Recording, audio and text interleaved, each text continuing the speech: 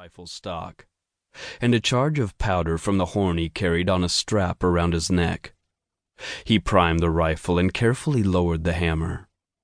Then he moved a few yards to his right where the trunk of a fallen tree spanned the creek. Breckenridge himself had felled that tree a couple of years earlier, dropping it so that it formed a natural bridge.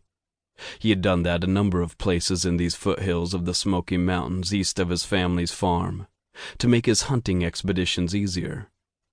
He'd been roaming the hills for years and knew every foot of them. Pa was going to be mad at him for abandoning his chores to go hunting, but that wrath would be reduced to a certain extent when Breckenridge came in with that fine buck's carcass draped over his shoulders. Breck knew that, and he was smiling as he stepped onto the log and started to cross the creek. He was only about halfway to the other side when an arrow flew out of the woods and nicked his left ear as it whipped past his head. "Flame hair," Tall Tree breathed as he gazed across the little valley at the big white man moving along the ridge on the far side. This was a half hour earlier. Tall Tree and the 3 men with him were hunting for game, but Flame Hair was more interesting than fresh meat. The lean Chickasaw warrior didn't know anything about the red-haired man, except he had seen Flame Hair on a few occasions in the past, when their paths had almost crossed in these woods. It was hard to mistake that bright hair, especially because the white man seldom wore a hat. "We should go on," Big Head urged. "The buck will get away." "I don't care about the buck," Tall Tree said without taking his eyes off Flame Hair. "I do," Bare Tongue put in. "We haven't had fresh meat in days, Tall Tree. Come, let us hunt." Reluctantly, Tall Tree agreed. Anyway, Flame Hair had vanished into a thick clump of vegetation. Tall Tree moved on with the other 2 and the 4th warrior, Water Snake. Bare Tongue was right, Tall Tree thought. They and the dozen other warriors back at their camp needed fresh meat. Empty bellies made killing white men more difficult, and that was the work to which Tall Tree and his men were devoted. 3 years earlier, after many years of sporadic war with the whites, the leaders of the Chickasaw people had made a treaty with the United States government.